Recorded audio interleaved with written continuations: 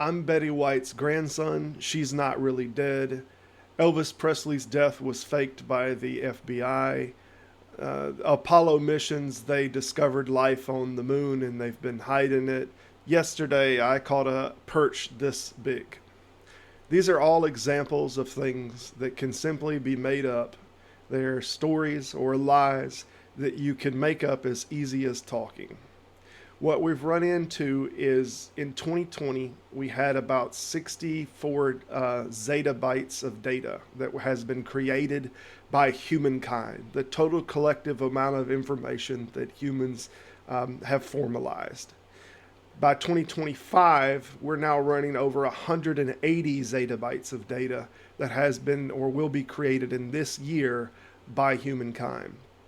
So much of this information is tainted constantly with misinformation to the degree that we don't know how much of that data represents information that is correct or reflective of our reality, and how much of that information is simply manipulated because it benefits someone at some point. Whether these are Facebook memes that regularly represent things that happened today that didn't happen, whether they think of this as a comedical thing or whether they're trying to gain some advantage, there is misinformation that flies everywhere, all across the world, every day.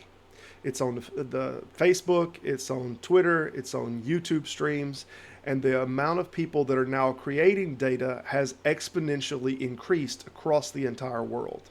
So when people ask me the question, why skeptical philosophy? Why is it important to remain skeptical?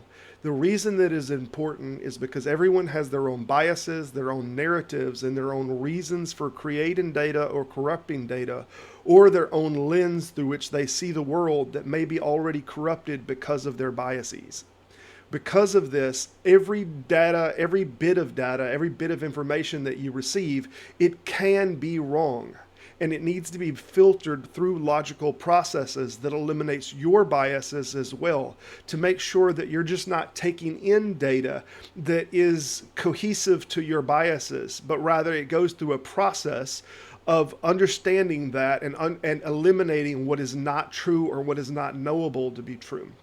This is the primary reason that we should all be skeptical about all information that seems in any way tilted or abnormal information, or if there's any shocking.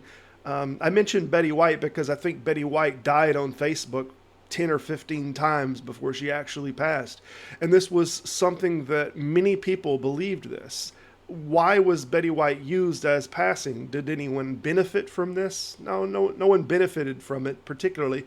They just thought that it would be funny, and it spread widespread across the internet in a matter of an hour. And many people believed it, to the point that it had been ran so often that people didn't believe it when Betty White actually did pass away. This is a corruption of information that people are participating in on mass scale.